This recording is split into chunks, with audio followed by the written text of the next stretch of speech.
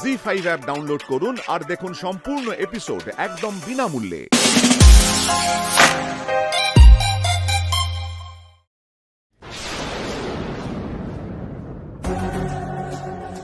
এই সুবাদে বাড়ির মানুষগুলোর মনের সত্যি কথাগুলো বেরিয়ে এলো। তুবড়ি, তুমি আমাকে প্রশ্ন করেছো, তুমিও আমাকে প্রশ্ন করেছো অনুরূপ, আর তোমরা সবাই আমাকে সন্দেহ করেছো। থ্যাঙ্কস।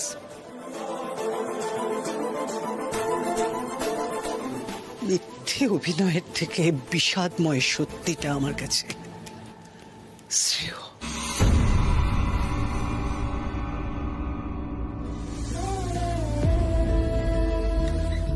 না না, এত বড় ভুল করে ফেললাম আমি, মাকে আঘাত দিলাম। কিছু মনে করো না আন্টি,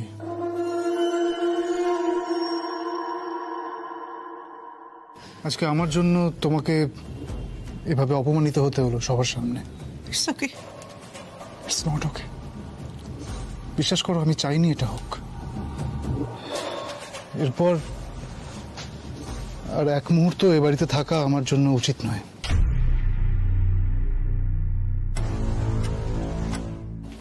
আমি আসি।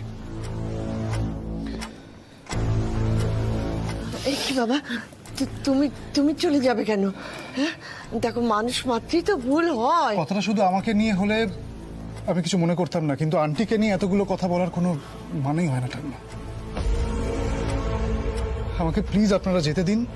আর যাওয়ার আগে আমি একটাই রিকোয়েস্ট করব, আপনারা আন্টিকে আর কিছু বলবেন না।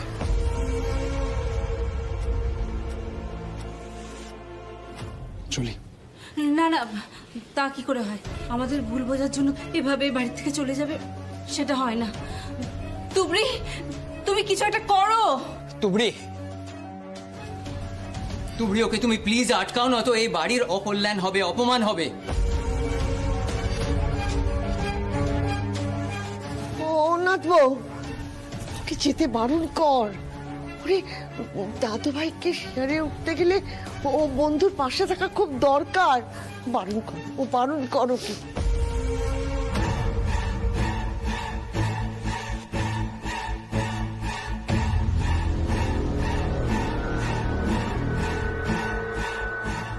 চলি। দাঁড়ান দাঁড়ান,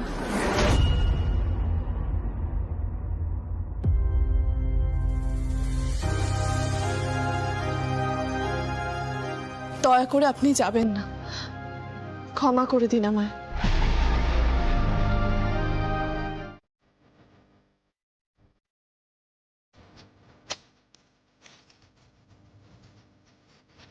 তাহলে আমি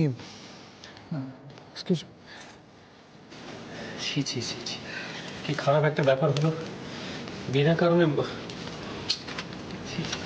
দেখো, যেটা হয়েছে সেটা তো জেনে বুঝে হয়নি, যা হওয়ার হয়ে গেছে। এখন এসো।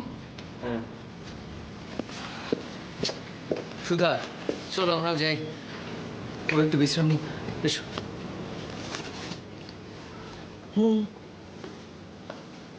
আমিও যাই রে নাথবো।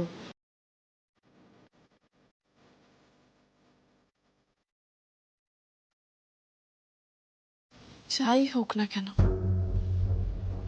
হিসেব আমার কিছুতেই মিলছে না।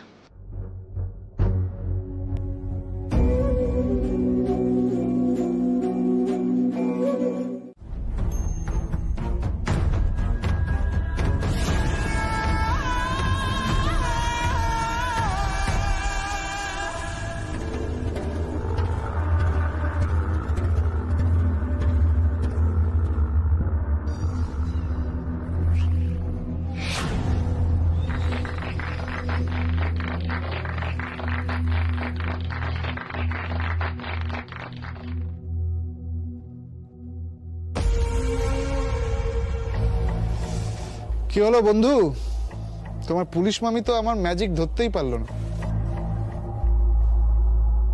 তুবড়ির মনের অবস্থা ভালো নয়, কিন্তু এই ছেলেটা কি আদেও সত্যি কথা বলছে? আমি যদি ঠিক শুনে থাকি তাহলে তো বিরাট বিপদ। কিন্তু বললে যদি হিতে বিপরীত হয়? আলটিমেটলি আমার শরীরেও তো তোমারই রক্ত বইছে, তাই না?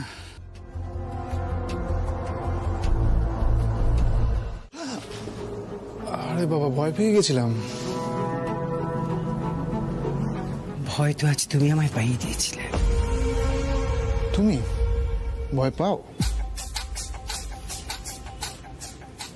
একটা কথা মনে রেখো কর্ণ, আমি ডুবলে কিন্তু তুমিও ডুববে। কাজে এমন বাড়াবাড়ি করো না যাতে বিপদ আরো বাড়ে। নিজের কাজে এসে এরকম অফার কোনোদিন পাবো আমি ভাবিনি। আমার কাজের কাজও হবে, আবার তোমার শর্ত রাখতে গিয়ে অর্জুনের মন থেকে তুবড়িকে কেড়ে নিয়ে চলেও যাব।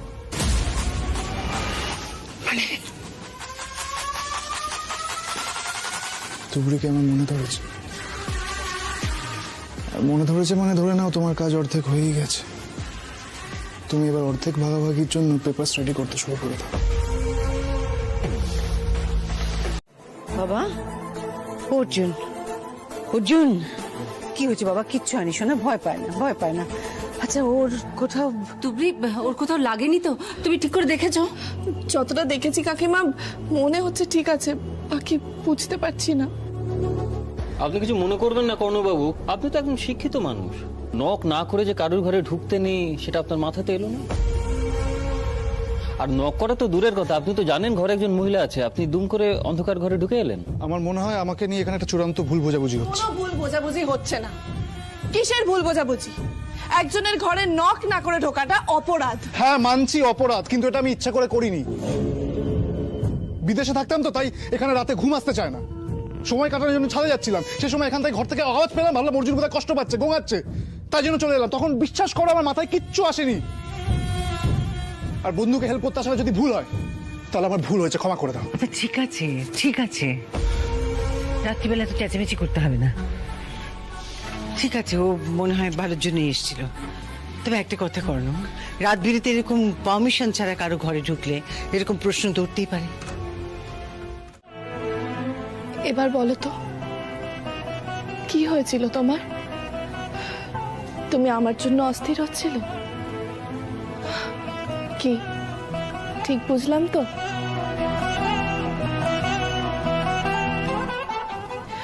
তুমি সুস্থ হয়ে যাবে অর্জুন, তোমায় সুস্থ হতেই হবে।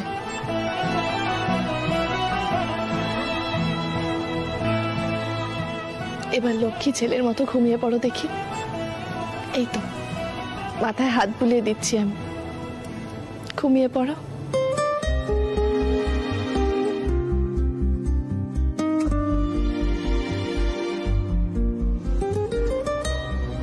অদ্ভুত ব্যাপার, কর্ণর ঘরে ঢুকে আসায় মা একবারও রিয়্যাক্ট করলেন না তো। এত বড় একটা ব্যাপার মায়ের কাছে কিছুই মনে হলো না। কেন জানি না, ব্যাপারটা ঠিক লাগছে না আমার। কর্ণ নিজে এসেছিল, ও বলতে চাইছে যে ও ভুল করে ফেলেছে, ও তার জন্য যথেষ্ট লজ্জিত। তুই কেন সবার মধ্যে ঢুকছো বলো তো তুবরি? আমি না বুঝতে পারছি না, আমার ছেলেটা অসুস্থ, তার মধ্যে তুমি এই সমস্ত নিয়ে মাথা কামাচ্ছ। আমার চিন্তায় রাতে ঘুম হচ্ছে না, পড়ে গেছে ছেলেটা আমার। তোমাকে এখন অর্জুনের কাছে থাকতে হবে তুবরি, ওকে দেখে রাখতে হবে, আগলে রাখতে হবে। দেখো ওকে না এভাবে একা একা প্লিজ ফেলে দেখো না, তাতে কিন্তু হিতে বিপরীত হয়ে যেতে পারে। অর্জুনের এখন তোমাকে দরকার তুবরি, তুমি প্লিজ ওর কাছে যাও। যাচ্ছি মা, তবে যাবার আগে একটা কথা বলতে চাই আপনাকে। যাই হয়ে যাক না কেন, এই সংসারটা আপনার মা, আমি এখানে শুধুমাত্র বউ হয়ে এসেছি। কোনো ক্ষতি হয়ে গেলে আপনার সংসারেই হবে, আর সেটা আপনিও মেনে নিতে পারবেন না, আর আমিও মেনে নিতে পারবো না। আসছি। হ্যাঁ, তাহলে তো আমি ঠিকই দেখছি, কিন্তু আমি যখন আমার ঘর থেকে বেরোলাম তখন আমার ঘরের ঘড়িতে 6টা বাজছিল, আর রান্নাঘরে পৌঁছতে পৌঁছতে 7টা 15 বেজে গেল। তা আবার হয় নাকি? কাকিমা, তোমাকে আমি যে পাচনটা বানিয়ে দিয়েছি সেটা তুমি খাচ্ছ নিয়মিত? হ্যাঁ খাচ্ছি, রোজ খাচ্ছি, বিশ্বাস করো। তুমি বিশ্বাস করো, তুমি একবার আমার ঘরে চলো, তুমি আমার ঘরে ঘড়িতে গিয়ে দেখবে 6টাই বাজে। সেটা স্বাভাবিক নয় কি? স্বাভাবিক? হ্যাঁ, কারণ তোমার ঘরের ঘড়ির তো ব্যাটারি শেষ হয়ে গেছে। দেখেছো তো, এই সহজ কথাটা না আমার মাথাতে কিছুতেই আসেনি। আসলে কি বলতো, কাল রাতে না আমার একদম ভালো ঘুম হয়নি, সারা রাত জেগেছিলাম। ওই রাত্রিবেলা তোমার চিৎকার শুনে যে উঠলাম, তারপর থেকে এপাশ ওপাশ করেছি, একটু আর ঘুমাতে পারিনি। সারাক্ষণ কর্ণের কথাটাই মাথার মধ্যে। কর্ণর কোন কথাগুলো কাকিমা? হ্যাঁ, ওই কথা মানে ওই যে কাল রাতের কথা গো, তোমার ঘরেও ঢুকে পড়েছিল না, ওটাই। কাকিমা, শুধু কাল রাত্রের কথাগুলোই যদি তোমার মনে পড়বে, তাহলে শেষের দিকের কথাগুলো কেন বললে না? কাকিমা, তুমি কি আরো কিছু বলতে চাও? দেখো কাকিমা, যদি তোমার কর্ণর ব্যাপারে কিছু বলার থাকে তুমি আমায় বলো। আমি এমনিতেই নিজে অনেক ভয়ে আছি। অর্জুনের কত বড় একটা ক্ষতি হয়ে গেল, তারপর যদি এই পরিবারের আবার কোনো ক্ষতি হয়। বালাই ষাট, এই পরিবারের কোনো ক্ষতি হবে না তুবড়ি, কোনো ক্ষতি হবে না। তাহলে কাকিমা, তুমি জানো আমার সবটা বলো, কিচ্ছু লুকিও না প্লিজ। কি যে করি ঠিক বুঝে উঠতে পারছি না।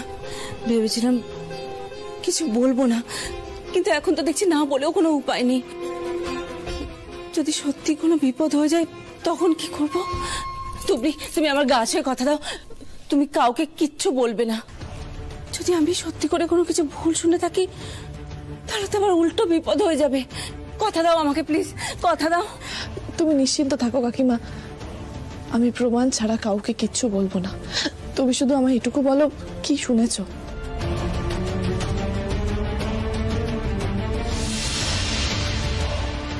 আলটিমেটলি আমার শরীরেও তো তোমারই রক্ত বইছে, তাই না? সে কি? মা,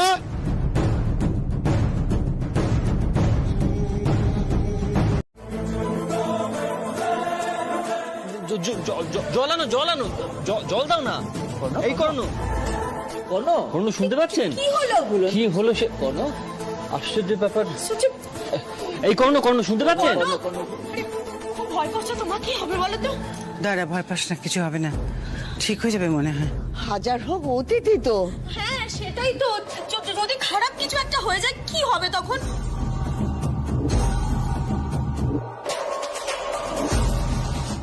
আমার কিন্তু মনে হচ্ছে এবার বাড়াবাড়ি কিছু একটা যদি হয়ে যায় কি হবে বলো তো? না, আমি ডাক্তারকে ফোন করি তাহলে। দাঁড়ান। ডাক্তারকে ফোন করে কি বলবেন? মানে আরে ডাক্তারকে, ও তো ঘুমিয়ে পড়েছে, তো পরিষ্কার বোঝা যাচ্ছে। আমার কি মনে হয় জানো, ও যে ওই ঘরেতে তখন বললো না যে ওই রাত্রির বেলা ঘুম আসছে না, ওর মানে বিদেশ থেকে এদেশে এসে আর কি পুরো সিস্টেমটা তো পাল্টে গেছে না। সময় এক্স্যাক্টলি, রাত্রির বেলা ঘুমোচ্ছে না, সকালবেলা কফি টফি খেয়ে তারপরে মানে এই কর্ণ। দেখো, এইভাবে কেউ ঘুমিয়ে পড়তে পারে না। একটু আগে ফ্রেশ মুডে কথা বলছিল, এত তাড়াতাড়ি এত গভীর ঘুমে কেউ যেতে পারে নাকি কখনো?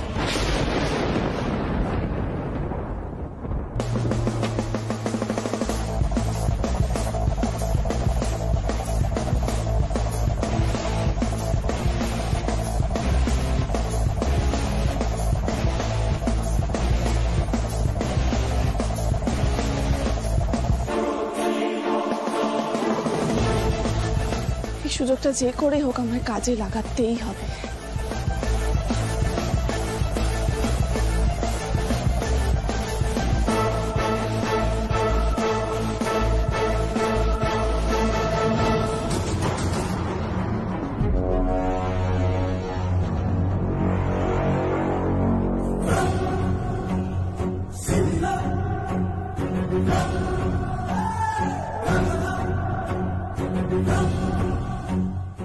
যে করেই হোক, কিছু না পেলেও আমার ওই পাসপোর্টটা অন্তত পেতে হবে। না, কথাটা সত্যি, কিন্তু এত বড় ছেলে হঠাৎ করে ঘুমিয়ে পড়লো। ডাকলেই বা সাড়া দিচ্ছে না কেন? কর্ণ, জল জল দেবো? জল জল দে তাড়াতাড়ি জল দে। হ্যাঁ, এক্ষুনি তখন তো বললো অনুরূপ, কেন এতক্ষণ জল আনলি না? এই কর্ণ, তাড়াতাড়ি কর। টেনশনে না মাথা কাজ করছে না মনে হচ্ছে। দাও কাকিমা তাড়াতাড়ি। কর্ণ শুনতে পাচ্ছেন আপনি? একটু জলটা দাও তো চোখে মুখে। আস্তে সাবধান। এই কর্ণ, কর্ণ, কর্ণ, এই তো চোখটা কাঁপলো না? হ্যাঁ।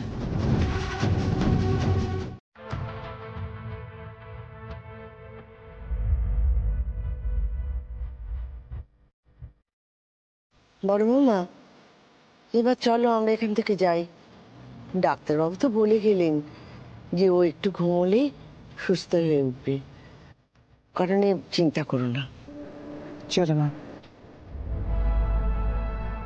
কিন্তু এমন কেন হলো? কর্ণ উঠুক আগে, জিজ্ঞেস করতে হবে। ও আমি বরঞ্চ নাথ বউকে একটা খবর দিই, ও জানাতে বলেছিল তো। তুমি এসো।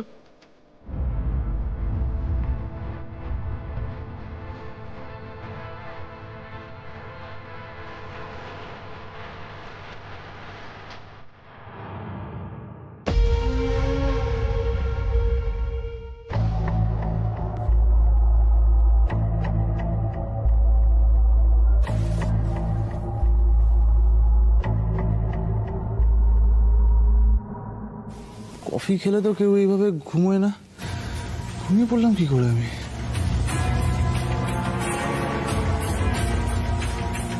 এই ঘরে আমাকে কারা নিয়ে এলো?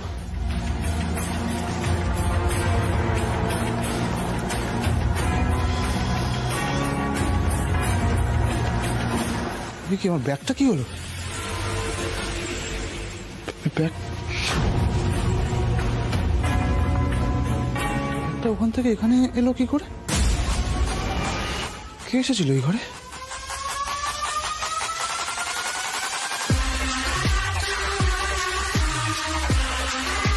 আমার পাসপোর্ট কি?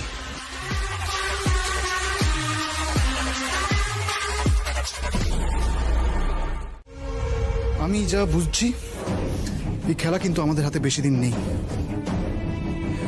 তুমি ডিসাইড করো যে এই সংসার আঁকড়ে ধরে পড়ে থাকবে, নাকি আমাকে আমার সম্পত্তির ভাগটা বুঝিয়ে দিয়ে ঝামেলার মুক্ত হবে। কারণ আমি যতদিন এই বাড়িতে থাকবো ঝামেলা চলতেই থাকবে, আজ এটা নয় কাল সেটা। আর আমি যদি ধরাও পড়ি আমার কিন্তু কোনো ভয় নেই, কারণ আমি কোনো ক্রাইম করিনি। আমি তো আমার হক বুঝতে এসেছিলাম। হাড়ি ভাঙলে কিন্তু তোমারই ভাঙবে। দাঁড়াও, আগে আমি দেখিনি কি কাজটা করছে, খুঁজে আগে বের করে নি। আগে সমস্যার সমাধানটা করব, তারপরে সব নিয়ে ভাবা যাবে। কিভাবে করবে সমাধান? কারণ আমি জানি যে কাজটা কে করেছে। কে? আর কে? একজনই করতে পারে এই কাজ, দুবরি।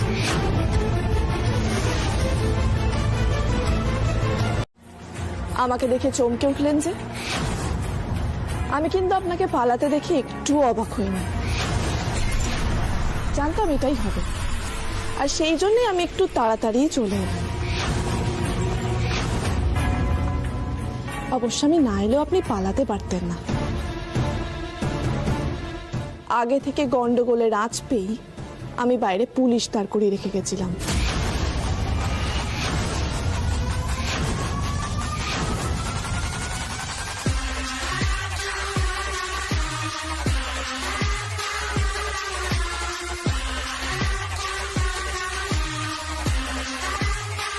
এই যে নকল পাসপোর্ট,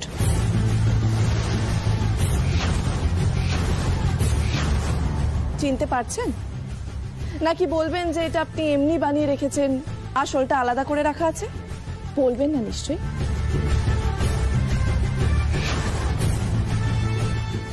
এবার বলুন, আপনি কে?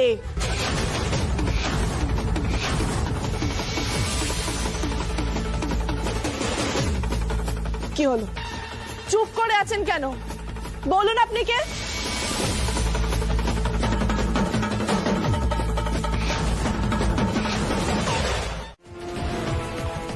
এই মাত্র তুমি বললে ও তোমাকে ব্ল্যাকমেল করতে চাইছে। আর ব্ল্যাকমেল কি করে করবে? কেউ কোনো অপরাধ না করলে তাকে ব্ল্যাকমেল করা যায় না, এটা তুমি খুব ভালো করে জানো অঞ্জলি। কি করেছো তুমি বলো? এটা মা আর আমি ছাড়া কেউ বলতে পারবে না। মা তো বলতে চাইছেই না। কি মা, বলবে না? তুমি কিন্তু মাত্রা ছাড়িয়ে যাচ্ছ। তোমার থেকেই পেয়েছি এসব গুণ। খবরদার, আর একটা কথা বলবে না তুমি, একটাও না। আমি তো বলতেই এসেছিলাম মা, আমি বলেই যাব। মায়ের বিয়ের আগের অবৈধ সম্পর্কের সন্তান আমি।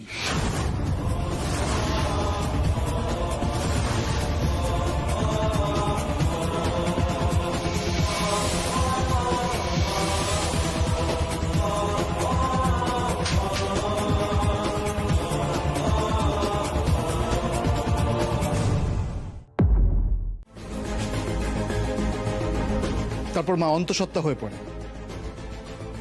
এবং সেই সন্তানকে এবং লোকটিকে ঠকিয়ে পালিয়ে চলে আসে। তারপর শুভঙ্কর বোসকে বিয়ে করে একটা নতুন জীবন শুরু করে। এটাই হলো সত্যি।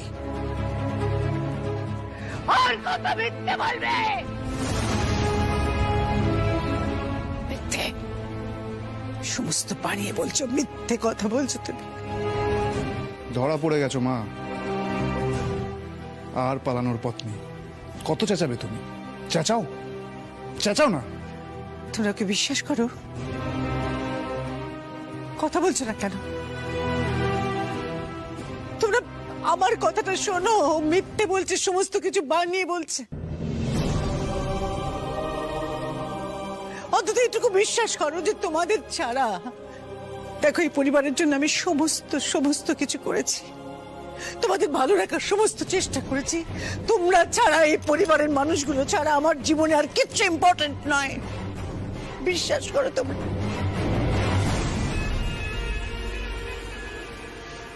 মিথ্যে বলছে, মিথ্যে। এত কিছুর পরেও তোমাকে বিশ্বাস করতে বলছো অঞ্জলি? লজ্জা করছে না একটু? এতদিন ধরে এত কিছু ঘটার পরেও তুমি দিনের পর দিন তুবড়ির ক্ষতি করতে চেয়েছো।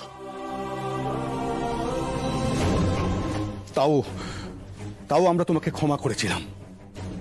আমরা এটা জেনেও ক্ষমা করেছিলাম যে তুমি ভালো মানুষ মোটেও নয়। কিন্তু এখন তোমার অতীত জানার পরে আমাদের মনে হচ্ছে তুমি ক্ষমারও অযোগ্য। অঞ্জলি, তুমি মিথ্যে বলে যতই চাপার চেষ্টা করো, সত্যিটা তুমি চাপতে পারবে না। সত্যি মা, আপনি বড় আঘাত দিলেন আজ। আমি খুব আনন্দে ছিলাম এতদিন, ভেবেছিলাম মায়ের আদর ফিরে পেয়েছি, কিন্তু না, আমি ভুলছিলাম। ভালো হয়েছে আজ অর্জুন এখানে নেই। ও থাকলে এসব শুনে কি করতো কে জানে। অর্জুন,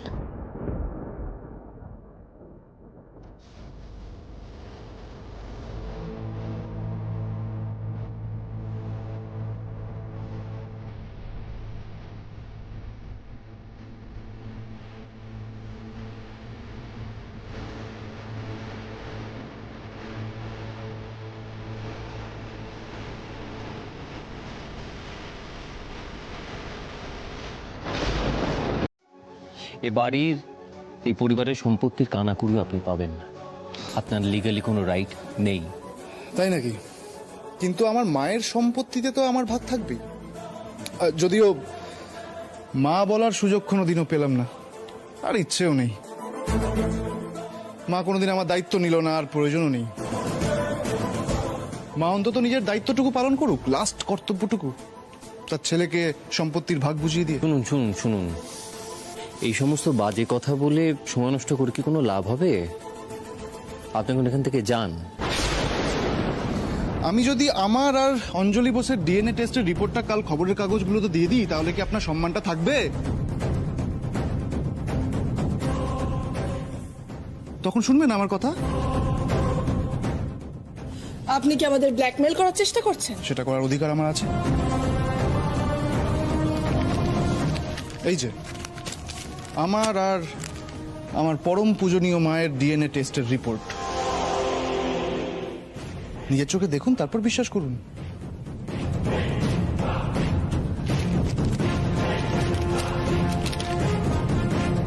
মিথ্যে মিথ্যে মিথ্যে, সব মিথ্যে অর্জুন, সব সব মিথ্যে।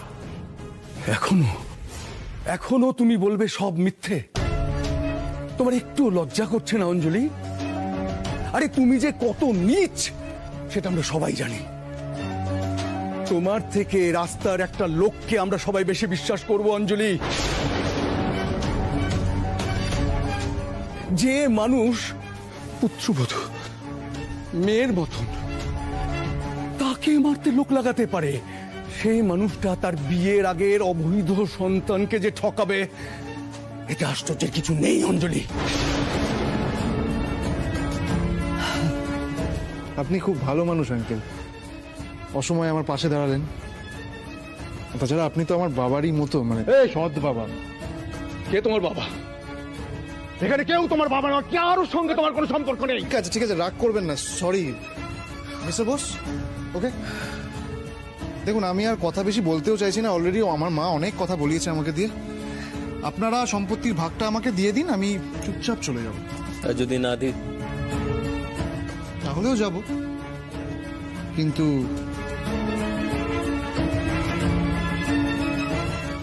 কোর্টে। তারপর আপনাদের সম্মান থাকবে তো?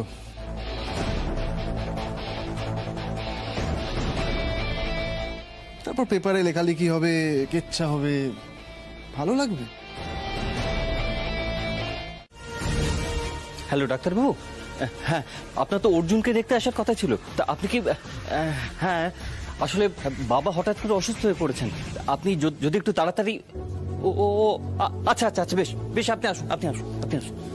ডাক্তারবাবু এসে গেছেন, উনি গাড়ি পার্ক করছেন। কি হলো? বাবা, ও বাবা! দাদু ভাই, দাদু ভাই, দাদু ভাই, দাদু ভাই, আমি জানি তুই খুব কষ্ট পাচ্ছিস। একটু শান্ত হ দাদা, একটু শান্ত হ। ঈশ্বর, বড় খোকা, বড় খোকা, ও বড় খোকা, শান্ত হ বাবা, শান্ত হ। তুই চোখ খোল, চোখ খোল। ঠাকুর, এদেরকে আর কষ্ট দিও না ঠাকুর, কষ্ট দিও না। ওই তো ডাক্তারবাবু, আসুন আসুন ডাক্তারবাবু, আসুন আসুন আসুন। এই দেখুন হঠাৎ করে। ডাক্তারবাবু, ওনার বুকে কষ্ট হচ্ছিল বোধহয়।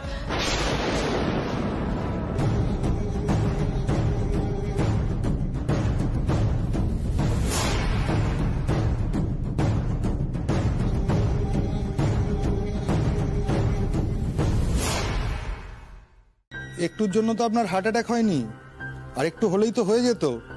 আর আপনাদের কিন্তু মনে রাখতে হবে, কোনো রকম টেনশন থেকে ওনাকে দূরে রাখতে হবে, নাহলে কিন্তু মারাত্মক ফ্যাটাল হতে পারে।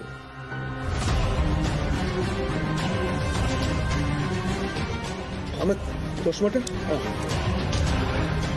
ডাক্তারবাবু আপনি যদি এবার একটু অর্জুনকে। হ্যাঁ নিশ্চয়ই, চলুন। হ্যাঁ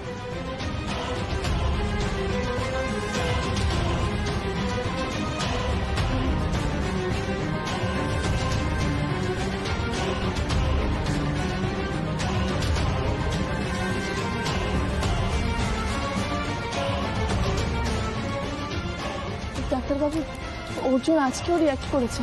দেখুন, রিয়্যাক্ট করাটা অর্জুনের ক্ষেত্রে ভালো হতে পারে, তবে মানসিক চাপ হতে পারে এরকম কোনো ঘটনা অর্জুনের ক্ষেত্রে এবং শুভঙ্কর বাবু দুজনের ক্ষেত্রে কিন্তু ক্ষতিকারক। এর থেকে এদের দূরে রাখতে হবে।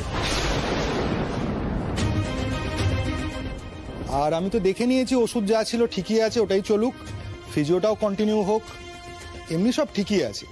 আমি তাহলে আসি। Thank you. ধন্যবাদ ডাক্তারবাবু। Thank you.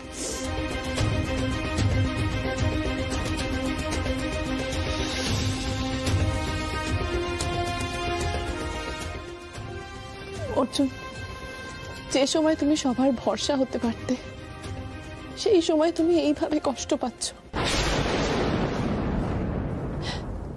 তুমি বুঝতে পারছো। জি5 ডাউনলোড করুন আর সব এপিসোড দেখুন একদম ফ্রি।